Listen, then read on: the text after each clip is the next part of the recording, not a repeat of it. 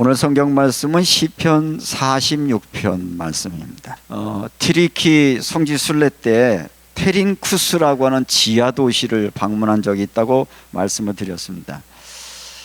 지하로 깊이가 한 85m, 지하 그러니까 한 8층 정도 되는 지하 도시가 형성되어 있었는데, 이 도시는 로마 제국의 핍박 시대, 그리고 핍박 시대에 많은 그리스도인들이 숨어서 살았던 지하 도시로 알려져 있습니다. 그 지하 도시의 구성 그 공간들을 보니까 예배당이 있고요, 학교도 있고, 식당도 있고, 침실, 부엌, 화장실, 그 지하에 마구간도 있어요. 그런 곳이 있고요. 그 다음에 이제 지하 깊이 가다 보니까 지하에 어떤 산소가 공급돼야 되니까 그 위로 환풍구를 만들어서 위로부터 공기가 유입되는 그런 환풍구 공기를 만들었고, 그 지하에 숨어 있다는 걸 알고 아마 이들을 체포하려고 많은 적군들이 들어왔던 것 같아요. 그러니까 미로를 만들어 가지고 외부에서 공격자가 오면 그 공격자를 어떻게 차단할 것이, 그래서 관광 가이드가 여기에 들어가려고 하면 가이드가 없이는 절대 들어가지 마십시오. 왜냐하면 들어가면 길을 잃어서 나올 길을 모른다는 거예요. 그 정도로 미로를 만들어 놓고 그 위에서 사람들이 살았는데, 어느 정도 수용이 가능했냐, 역사학자들을 얘기할 때 3,000명에서 한 5만 명 정도가 지하 도시에서 살았다는 거죠.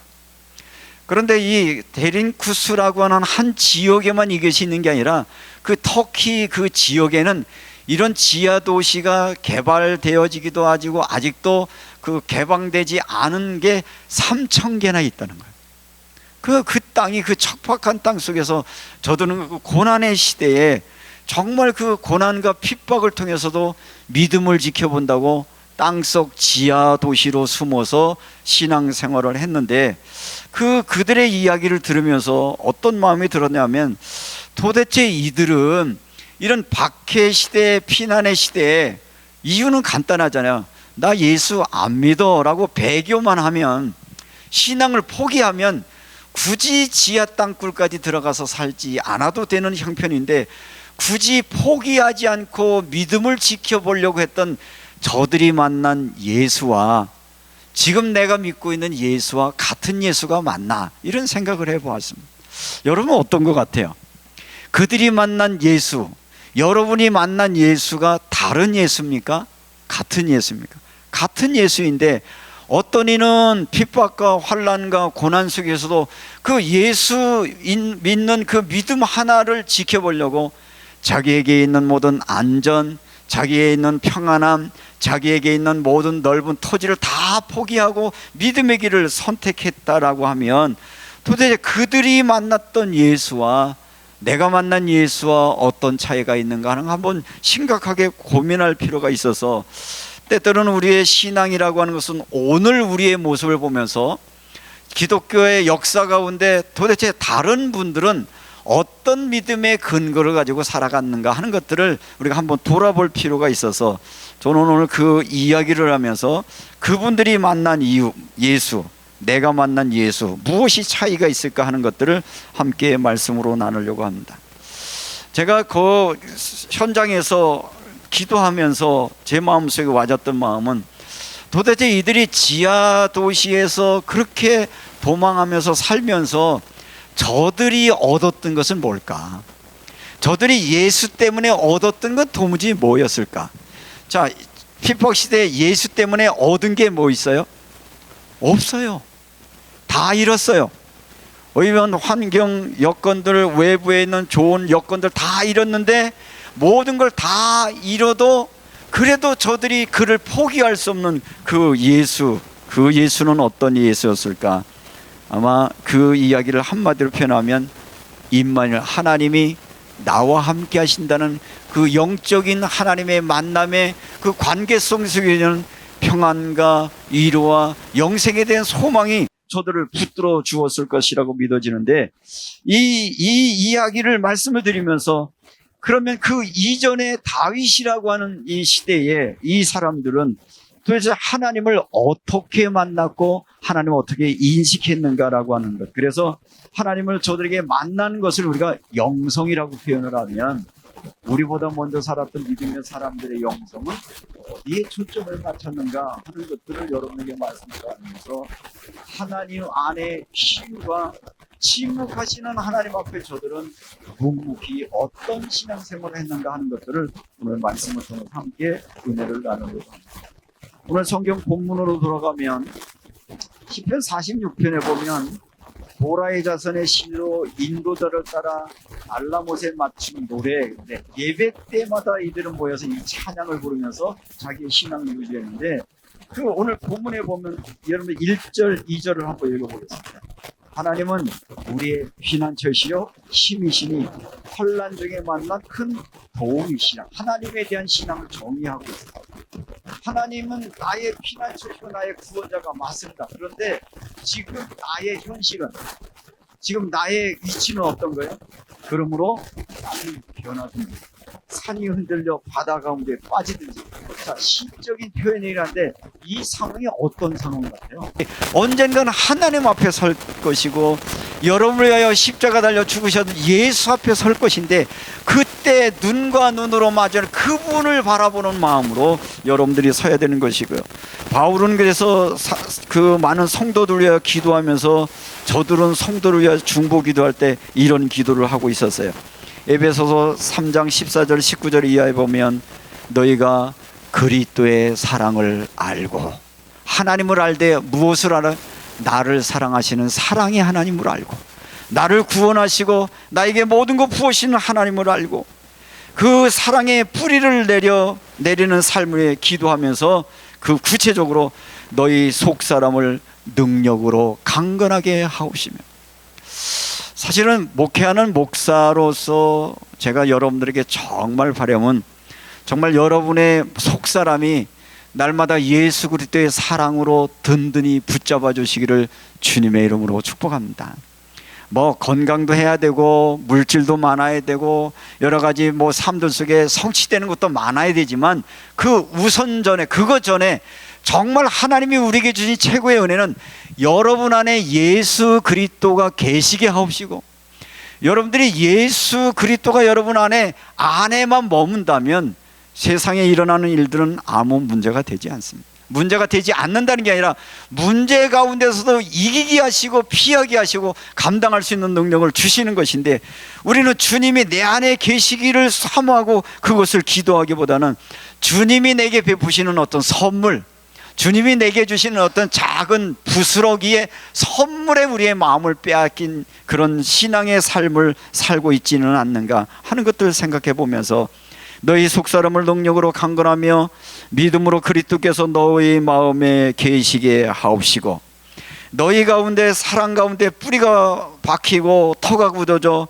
그리스도의 사랑의 깊이와 높이와 그리고 모든 것을 떠나 그 깊이가 어떠함을 깨달아 하나님의 모든 충만하신 것으로 너에게 충만하기를 원하노라. 바울이 얘기하고 있는 메시지와 오늘 시편 46편 준 메시지와 같은 것 같아요. 너희는 가만히 있어 내가 하나님됨을 알지어다. 하나님이 나의 아버지이시고 나의 구원자이시고 그분 앞에 내가 섰다는 것이 믿어지는 순간 세상이 줄 수 없는 평안함과 하나님의 주신 은혜가 여러분들에게 나타나시기를 주님의 이름으로 축복합니다. 그래서 이렇게 성경은 다시 선언합니다. 내가 가만히 있어 하나님됨을 알지어다. 내가 문나라 중에서 높임을 받으리라.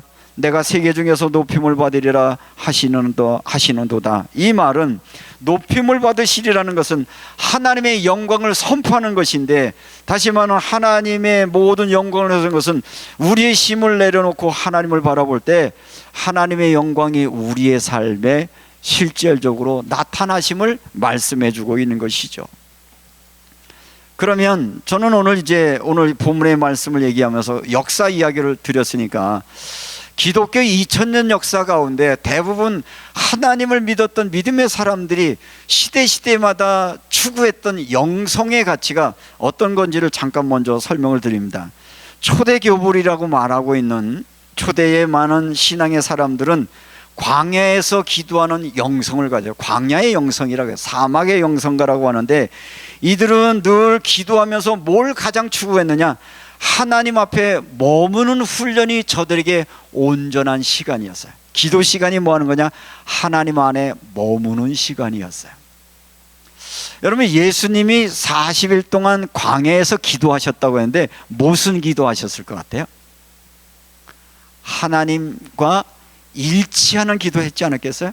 하나님을 더 깊이 알아가는 기도가 하지 않았겠어요? 그런 거 생각하면 우리의 기도는 거의 외형적인 거예요. 뭘 요구하거나 바라거나 내 마음의 소망을 채우거나 내 바람들을 요구하는 것인데, 오히려 하나님의 은혜를 경험한 사람들은 하나님께로 더 가까이 나가 그분을 알기를 원하고 그분께 가까이 하기를 원하는 것이 초대교회 영성이었고요. 중세시대에 많은 수도사들이 수도원에서 기도하면서 넥시오 디비나라고 하는데, 말씀을 읽고 그것을 묵상하고 그리고 그 말씀 가운데 이제 하나님의 임재를 경험하는, 그래서 말씀이 주야로 묵상되는 말씀 가운데 자기의 삶을 드리는 것이 저들의 신앙의 모습이었고요. 제가 요즘 최근 들어 여러분들에게 자주 말씀드린 것처럼 이 센터링 침묵기도라고 하는 것은 뭐냐면, 하나님 앞에서 일상이 하나님 앞에서 하나님의 임재를 경험하고 하나님 앞에 살아가는 훈련인데, 쉽게 말하면 하나님, 내가 여기 있습니다 고백하면서 우리에게 준비하고 분주한 모든 생각들을 잠시 멈추고 하나님 앞에 하나님과 나와 1:1 관계 속에서 하나님 앞에 나를 나타나고 하나님이 나타나기를 소망하는 시간, 그 시간을 바로 침묵기도라고 말하고, 이것을 전문적으로 하면 관상기도다 이렇게 표현하고 있는데, 그것은 내 존재 중심에서 하나님을 알아가는 기도. 그래서 여러분들에게 이렇게 질문 드리겠습니다. 여러분, 예수님 아세요? 하나님 아세요? 얼마나 아세요? 그분과 예수님과 여러분은 어떤 관계세요? 이런 차원에서 이제 다시 기도가 필요하겠다. 주님과 나와의 관계는 어떤 관계인가? 하나님에게 나에게는 어떤 분일까? 아까 제가 저희 엄마 아버지 말씀을 드렸는데, 엄마 아버지와의 관계 사람마다 다 다르거든요.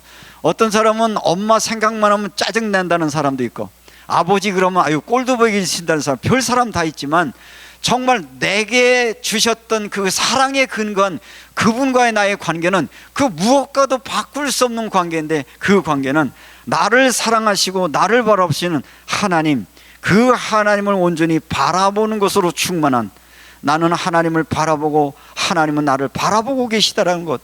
그래서 많은 수도사들이 평생 사막에서 기도하면서 저들에게 물었습니다.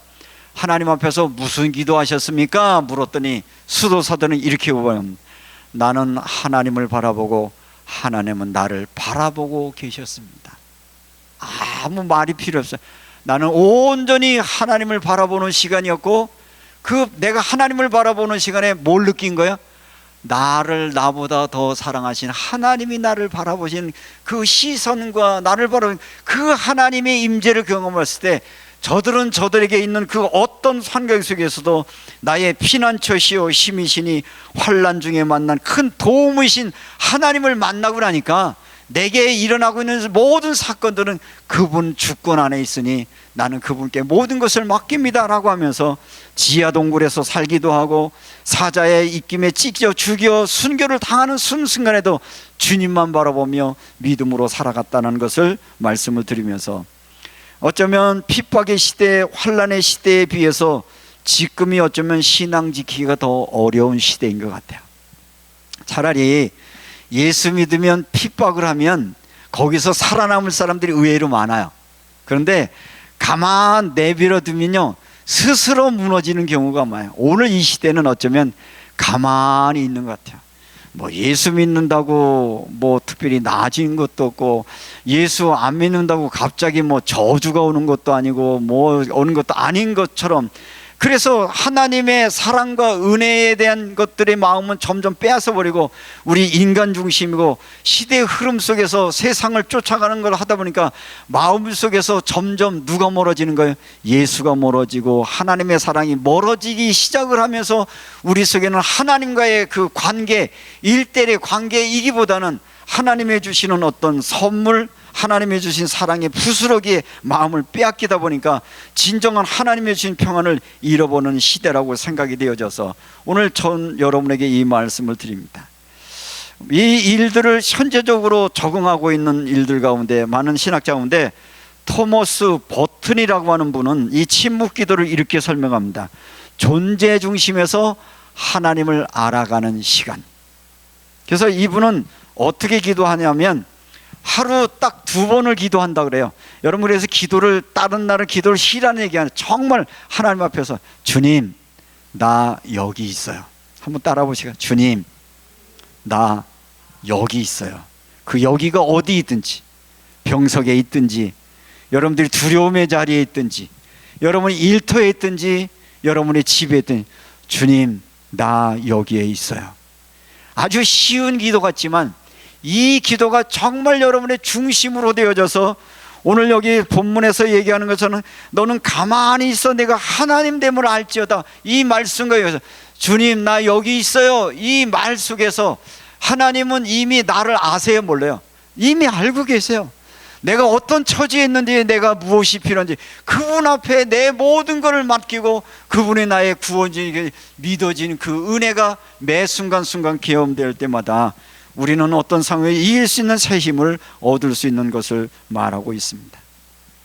구체적으로 어떻게 하시면 되느냐 하면요, 여러분들이 긴 말, 그동안 우리의 기도는 말을 많이 하여야 들을 줄로 아셨어요. 그래서 기도의 시간이 길어야 길다고 생각을 해요. 아니면 무언가 내가 구체적으로, 아주 구체적으로, 그래서 꿈을 꾸려면 제대로 꿔라, 뭐 그런 얘기도 많이 배웠는데, 뭔가 내 생각과 계획 속에서, 그래서 뭐를 하느냐 하면 하나님을 설득시키는 작업이 기도라고 착각을 했어요. 여러분, 하나님을 설득시키려고 애쓰셨죠? 아이, 그냥 하나님 이거 이렇게 하셔야 돼요, 요거 요렇게 하셔야 돼요, 막 설득시키고 방향을 제시해주고 답을 누구한테 주는 거야? 하나님 앞에 주는 거야. 그리고 나서 하나님 침묵하시면 왜 내가 원하는 대로 안 해줬어요? 그리고 불신앙에 빠지고 낙심한데, 그게 아니라 하나님 앞에 내 모든 걸 있는 그대로 주님께 모든 걸 맡겨놓고 이제는 주님이 하시옵소서, 주님의 역사하심 앞에 내 모든 걸 맡깁니다. 그런 기도가 여러분에게 있으시기를 주의 이름으로 부탁을 드립니다. 그래서 부탁드립니다. 하루에 일어나시면 첫 시간에 아무것도 하지 말고 잠깐 눈을 감고 주님, 오늘 하루 주의 이름으로 내가 하루 시작합니다. 주님, 오늘 나와 함께 해주셔서 그 하루는 24시간 함께 해주시고, 여러분들이 겪어야 되는 삶의 환경들, 여러분들이 이겨내야 되는 장애물, 여러분들이 겪어야 되는 어떤 질병의 우림 속에서 주님이 나와 함께 계시면, 주님이 역사하시면 나는 모든 것 그분의 능력 안에 있음을 믿고 신뢰하며 믿음으로 출발하시고요, 잠드시기 전에 잠시 눈을 감고 주님, 오늘 하루도 나와 함께 하셨던 것처럼 오늘 밤에 내가 잠드는 순간도 함께 해주셔서 내일 눈 뜨는 시간까지 나와 동행해서, 요게 연결이 돼서 시작과 마음이 누구 안에서? 주님 앞에서, 하나님 앞에서 시작되고 마칠 수 있다면, 우리 인생이라는 것은 영원한 것이 아니지 않습니까? 언젠가는 주님 앞에 서고 언젠가는 죽음이라는 것조차도 우리에게 올 건데, 죽음 앞에서도 주님, 내 생명과 나 모든 것 하나님의 손에 맡깁니다 할 때 기꺼이 어떤 것을 받아들일 수 있는 하나님이 주신 그 믿음 가운데 승리하는 여러분이 되어지시기를 주님의 이름으로 축복합니다. 그리고 사시다가 중간중간 운전하시다가 걸어가다가 설거지 하시다가 일하다가 여러분들이 생각나거든, 주님 나 여기 있습니다, 이렇게 한번 입술로 고백하시고, 그리고 주님 앞에 잠시 쉬어서 주님의 주신 평안과 위로 속에 살아갈 수 있는 일상이 여러분들에게 시작하시기를 주님의 이름으로 축복합니다. 그래서 결론적으로 말씀드립니다. 하나님은 우리에게 말씀하십니다. 너희는 가만히 있어 내가 하나님 됨을 알지어라. 생각보다 잘 안 될 거예요. 생각이 얼마나 복잡한지요. 얼마나 생각과 감정들이 나를 막 휘둘리고 나를 막 방해인데 그걸 좀 멈추고 하나님만 바라보는 그런 은혜가 있으셔서 여러분들이 다음 주에 이 간증들이 여러분에게 있을지 모르지만 하나님 은혜 안에 머물고 그 힘과 은혜 가운데 여러분 승리하는 놀라운 역사가 있기를 주님의 이름으로 축복합니다. 이 말씀을 준비하다가 제가 아는 권사님 한 분이 저한테 메시지를 보냈는데 참 건강한 신앙을 가지고 있다라는 마음이 들어서 소개하고 마치려고 합니다. 제게 보낸 카톡 메시지인데 이런 글을 보내왔어요. 우리가 드리는 예배란 어떤 것이 되어야 할까요? 내 육신의 욕망과 욕심만 채우기 위해 하나님과는 무관한 목표를 갖고 살다가 주일 예배에 참석하여 내가 좋아하는 부서에서 활동하고 돌아오는 것이 진정한 예배의 모습일까요?